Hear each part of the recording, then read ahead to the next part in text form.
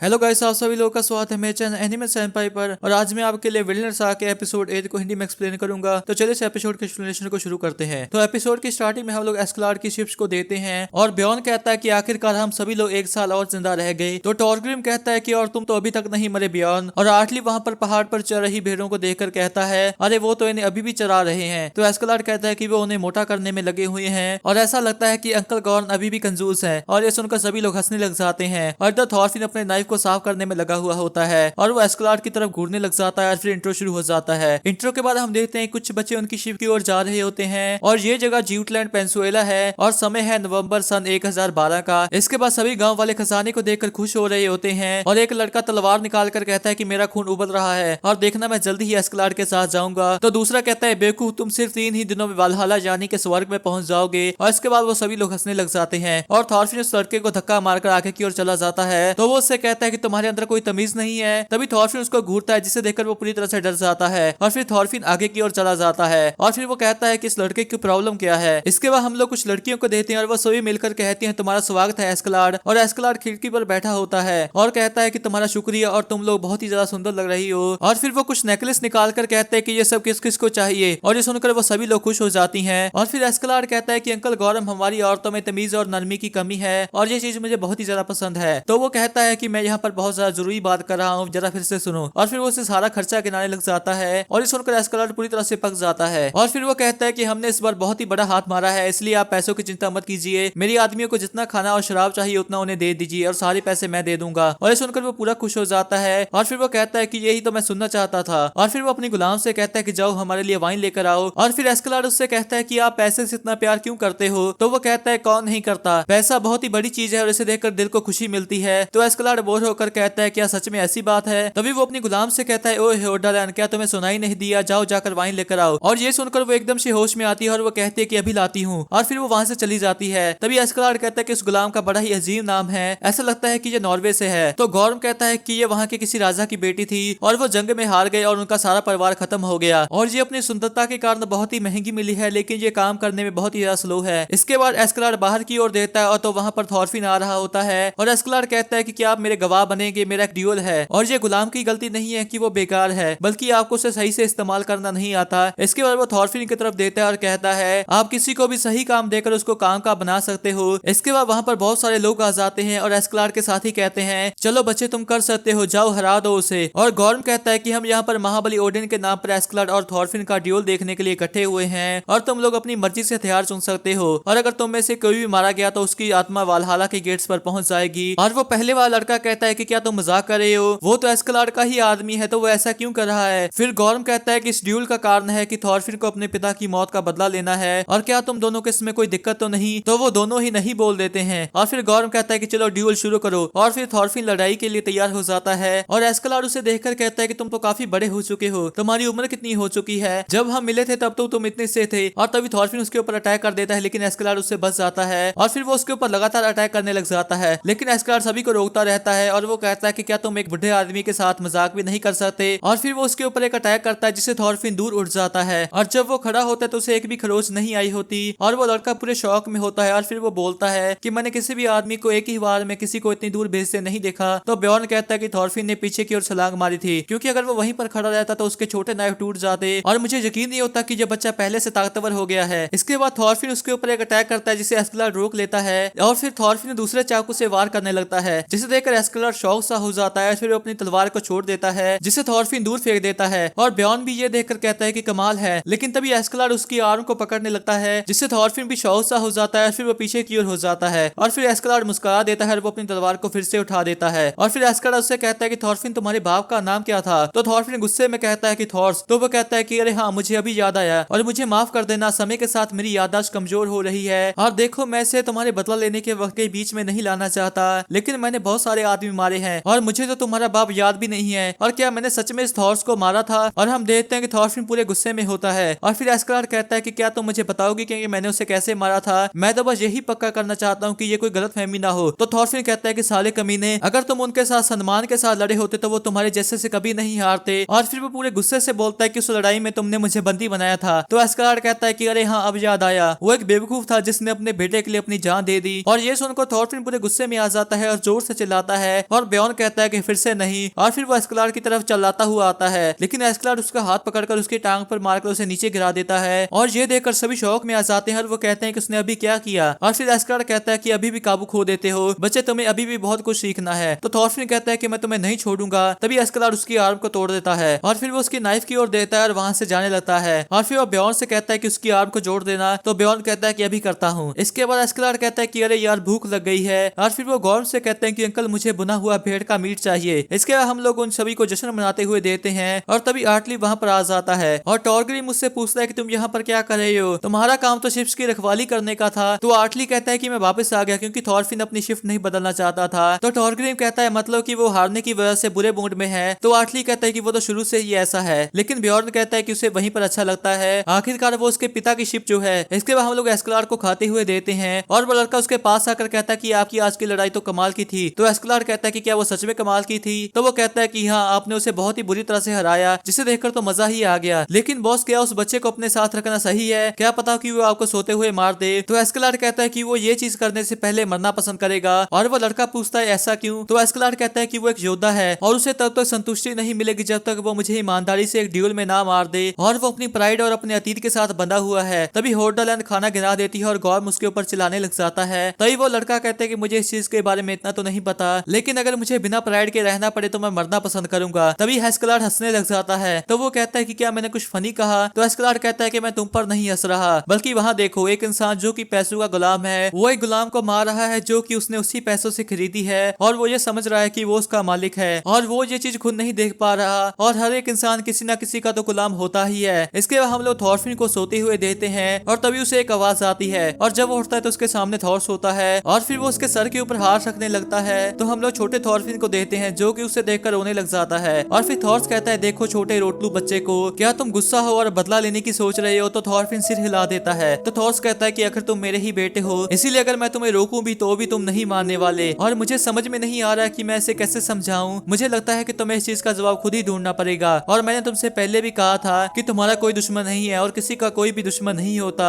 और एक असली योद्धा को तलवार की जरूरत नहीं होती। तभी उसको कोई हाथ लगाता है और फिर वो अपने नाइफ को निकाल लेता है और हम देखते हैं कि वो होर्डालैंड होती है और वो नाइफ को देखकर डर जाती है और फिर वो कहती है कि लॉर्ड गॉर्म ने आपके लिए ये खाने को भेजा है। और इसके बाद थॉरफिन खाना खाने लग जाता है और वो उसे देखकर कहते हैं कि क्या आप भी गुलाम हो? तो थॉरफिन कहता है क्या बोला? तो वो कहती है मेरा मतलब है कि आप यहाँ पर बैठकर खाना जो खा रहे हो। तो थॉरफिन कहता है कि मैं एक योद्धा हूँ और मैं तुम्हारी तरह नहीं हूँ, मेरा जहाँ पर मन होता है मैं वहीं पर बैठकर खाता हूँ। तो वो कहती है क्या सच में? लेकिन मैंने तो सोचा था कि हम दोनों एक जैसे हैं। तो थॉरफिन चिढ़कर कहता है कि मुझे नहीं पता कि गुलाम कैसे सोचते हैं, लेकिन अगर मैं तुम्हारी जगह पर होता तो मैं गॉर्म को मारकर भाग जाता और जो भी मेरे पीछे आता मैं उन सभी को मार देता। तो वो कहती है ये तो बहुत ही ज्यादा भयानक चीज है और मैं किसी को भी नहीं मार सकती। फिर थॉरफिन कहता है तो अपनी इस गुलाम की जिंदगी को ही जीती रहो। और फिर वो कहती है अगर मैं यहाँ से भाग जाऊँ बहुत बहुत दूर समुद्र के पार, फिर मुझे वहाँ पर क्या मिलेगा? वहाँ पर भी वही कुछ है जो कि यहाँ पर है, बस लड़ाई और गुलामों की सौदेबाजी। तभी थॉरफिन उसकी ओर देखता है तो उसे थॉर्स की याद आती है जब वो उस गुलाम को बचाने में लगा हुआ होता है। और फिर वो कहता है कि दूर पश्चिम में कहीं समुद्र के पार एक जगह है विंडलैंड, वो गर्म है, उपजाऊ है और गुलामी और जंग से बहुत ही ज्यादा दूर है और वहाँ पर तुम्हें कोई भी नहीं ढूंढ पाएगा। तो वो कहते हैं कि क्या सच में ऐसी कोई जगह है भी?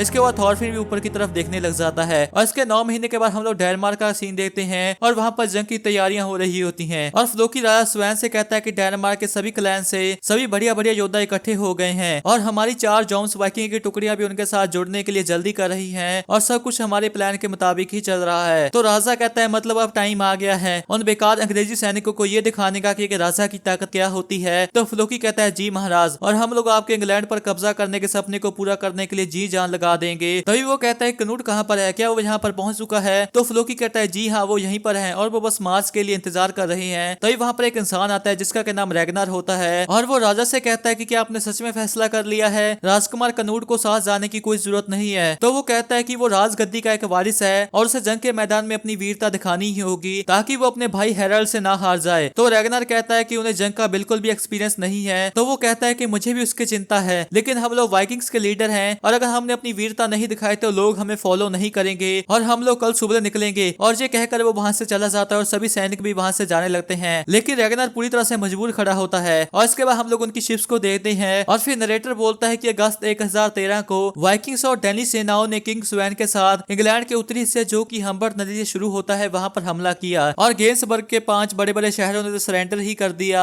और फिर मुख्य सेना ने दक्षिण की ओर बढ़ना शुरू किया और जैसे जैसे वो आगे बढ़ते रहे उन्होंने उस जगह को बर्बाद कर दिया। लेकिन लंदन में आकर उनकी ये प्रगति एकदम से रुक गई। इसके बाद हम लोग अक्टूबर 1013 के लंदन के एक ब्रिज को देते हैं और वहां पर एक इंसान अपनी एक्स को फेंकता है और वो सभी वाइकिंग्स को काटती हुई जाकर बोर्ड पर लगती है और फिर वो कहता है क्या हुआ, अब आ भी जाओ। और ये लड़ाई बहुत ही ज्यादा मजेदार है और हम देखते हैं कि वो इंसान और कोई नहीं बल्कि थॉरकिल होता है जो कि थॉर्स का एक साथी था और इसी के साथ ये एपिसोड एंड हो जाता है। तो गाइस मैं होप करता हूँ कि आपको एक्सप्लेनेशन अच्छी लगी होगी। अगर आपको एक्सप्लेनेशन अच्छी लगी तो इस वीडियो को एक लाइक कर दें और नीचे कमेंट भी जरूर कर दें। नेक्स्ट एपिसोड की वीडियो कल से परसों तक आ जाएगी। अगर आप उसे मिस नहीं करना चाहते तो इस चैनल को जरूर सब्सक्राइब कर लें। तो मिलते हैं एक और एक्सप्लेनेशन वीडियो के साथ, तब तक के लिए टाटा बाय बाय।